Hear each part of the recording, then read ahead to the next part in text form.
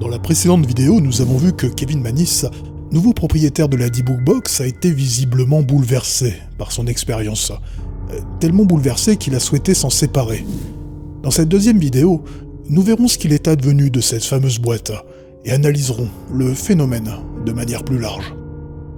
Le cabinet à vin, présumé hanté par un D-Book, a donc été vendu $140 par Kevin Mannis en juin 2003 à un acheteur du nom de Spasmolitic. L'histoire de la boîte à D-Book à cette époque était encore plutôt confidentielle et n'était pas aussi célèbre qu'elle l'est aujourd'hui.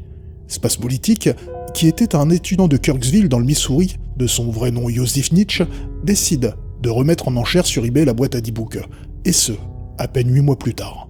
Voici son texte, qui accompagnera l'annonce. J'ai acheté par curiosité la boîte hantée, à l'origine sur une première vente aux enchères sur eBay en juin 2003.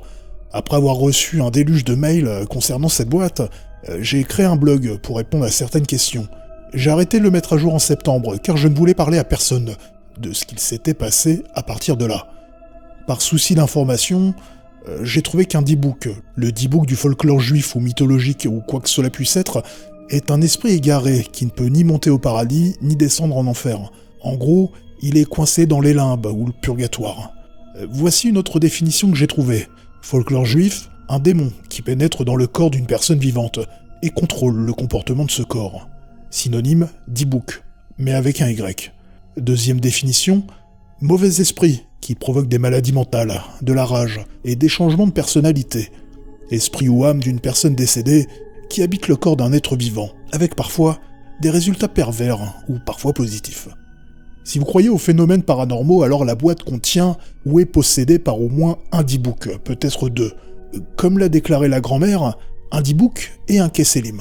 Kesselim est un terme se rapprochant d'un mot turc qui signifie prêtre. Cela correspondrait probablement aux deux mèches, l'une de cheveux blonds et l'autre de cheveux brun-noirs.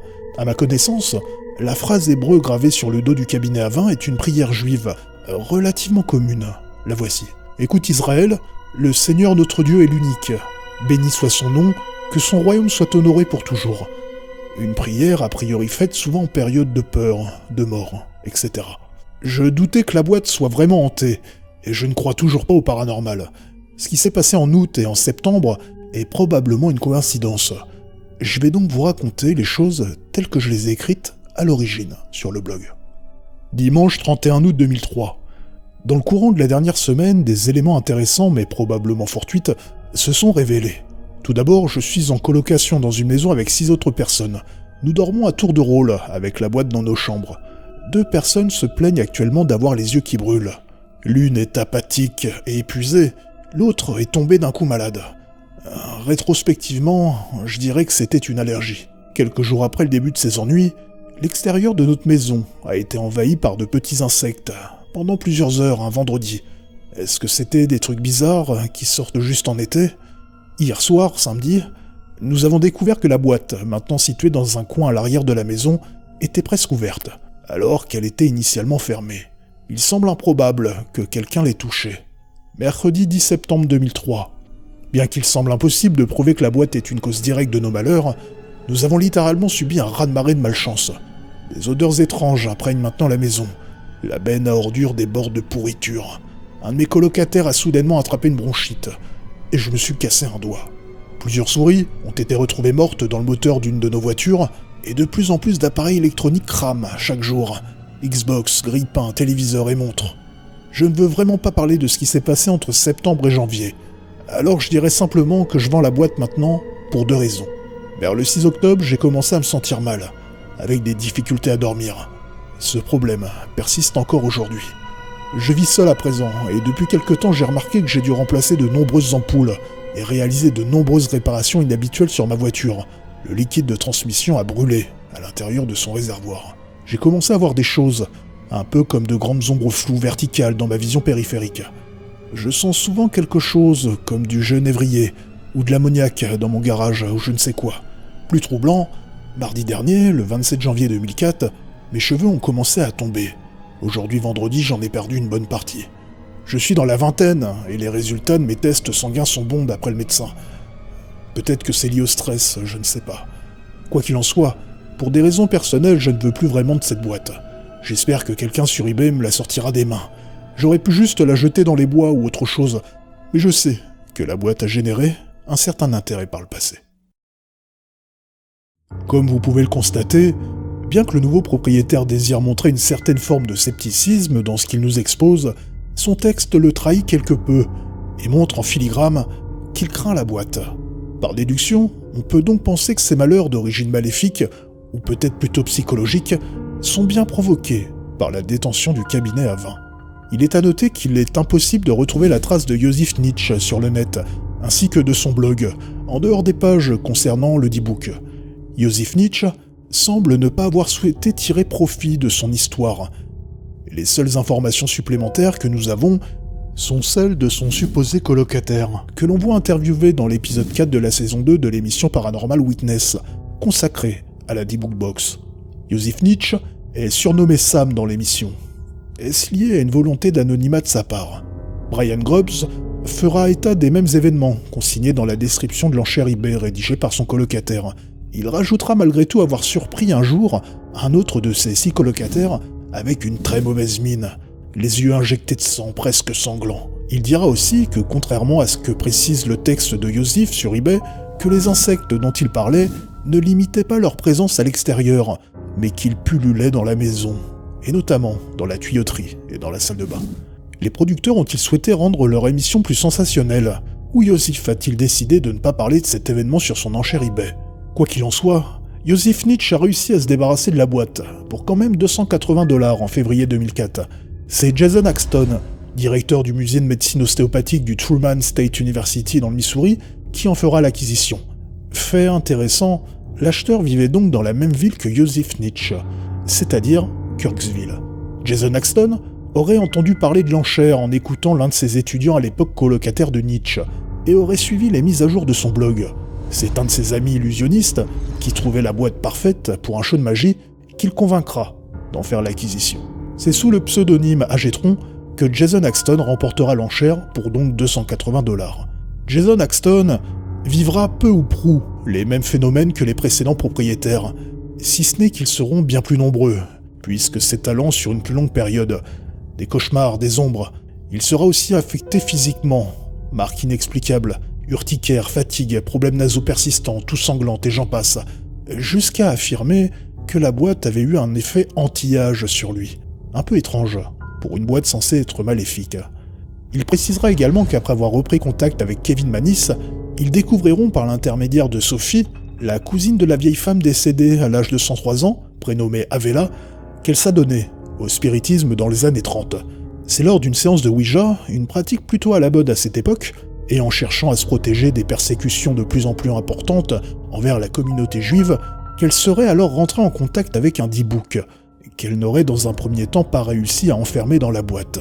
Cet événement aurait eu lieu le 10 novembre 1938, lors de la tristement célèbre Nuit de Cristal. C'est seulement après la guerre qu'elle aurait réussi à enfermer le D-Book dans la boîte grâce à un rituel. Mais alors, d'où vient cette boîte à D-Book ?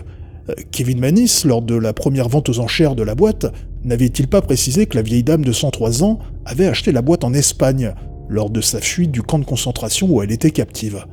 Cette boîte vient-elle de la Pologne des années 30 ou de l'Espagne des années 40 ? D'après Jason Axton, après enquête, il s'agit de la première réponse. Cette boîte viendrait donc de Pologne. Vous pouvez retrouver 2 interviews dans la description qui abordent entre autres ce sujet. Jason Axton fera finalement état de ses expériences dans un livre, sorti en 2011 sous le nom de The D-Book Box, tout simplement, et ouvrira un site dédié, thedbookbox.com. Le point d'orgue de toute cette histoire, un film, Possédé, sorti en décembre 2011, produit par Sam Raimi et réalisé par Hall Bornedal. Il s'inspirera de l'histoire de la D-Book Box racontée par Leslie Gornstein dans un article du Los Angeles Times en 2004. Kevin Mannis et Jason Axton seront crédités seulement en tant que consultants en production et n'auront pas d'implication dans l'histoire du film. Mais alors, que penser de toute cette histoire ? Lors d'une interview, Jason Axton dira « En tant que gardien de la boîte à D-Book depuis près de 7 ans, j'ai eu toute une gamme de pensées et de sentiments à son sujet et ses effets. Chaque gardien qui a détenu la boîte à D-Book a signalé à la fois des gains et des pertes. Tous regrettent d'en avoir perdu le contrôle. J'ai décidé de ne pas agir à la hâte. de ne pas m'en débarrasser comme l'avaient fait mes prédécesseurs.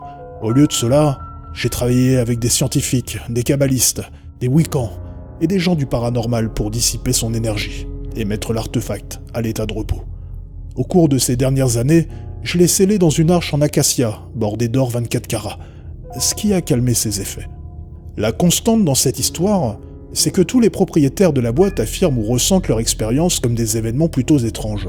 Cependant, cela ne fait-il pas partie d'une forme de conditionnement qui agirait de façon inconsciente? Lorsque l'on est persuadé de posséder un objet maléfique, il est tout à fait naturel de le mettre en lien avec tous les tracas que l'on peut rencontrer au quotidien. Une panne de voiture, du stress, de la fatigue, de l'électroménager qui grille, un AVC. Bref, des événements qui font partie d'une vie ordinaire, aussi dramatiques parfois qu'ils peuvent l'être. Spasmolytique, le troisième propriétaire, décrit d'ailleurs plutôt bien ce phénomène, en nous partageant des événements plutôt anodins, mais qui prennent une autre dimension, lorsque l'on sait qu'il possède une boîte présumée hantée. Dans un magazine, Entertainment Weekly, daté du 3 août 2012, Chris French, de l'unité de recherche en psychologie anomalistique du Goldsmiths College, dira d'ailleurs à ce sujet « Ils étaient déjà prêts à chercher les mauvaises choses. Si vous croyez avoir été maudit, alors vous expliquez inévitablement les mauvaises choses qui se produisent en les liant à ce que vous pensez en être la cause.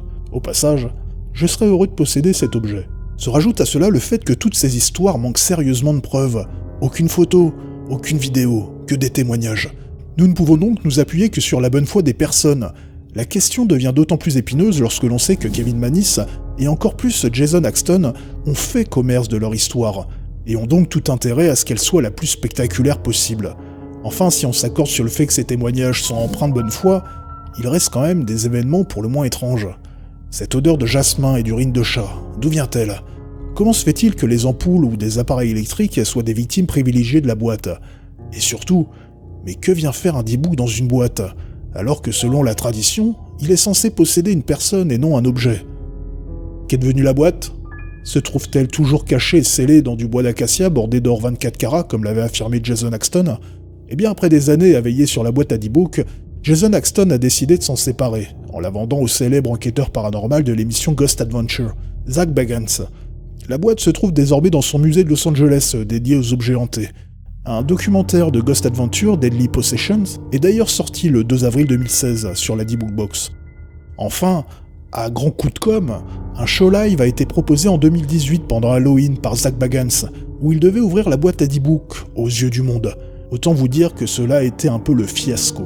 Entre le rabbin dépêché sur place peu convaincu par cette histoire de démon, qui a explicitement précisé qu'il ne suivrait pas le script que les producteurs lui avaient donné, et Zak Bagans, qui fait monter le suspense pour finalement ne pas l'ouvrir, les viewers ont été plutôt déçus. La crédibilité de Zak Bagans en a aussi pris un coup. Nous voilà arrivés à la fin de ce deuxième épisode et de cette histoire vraiment passionnante. Si vous souhaitez aller plus loin dans l'histoire et notamment avoir plus de détails sur l'expérience de Jason Axton, je vous recommande de consulter les liens que je laisserai en description. En attendant, je vous dis à bientôt, et surtout, faites de beaux cauchemars.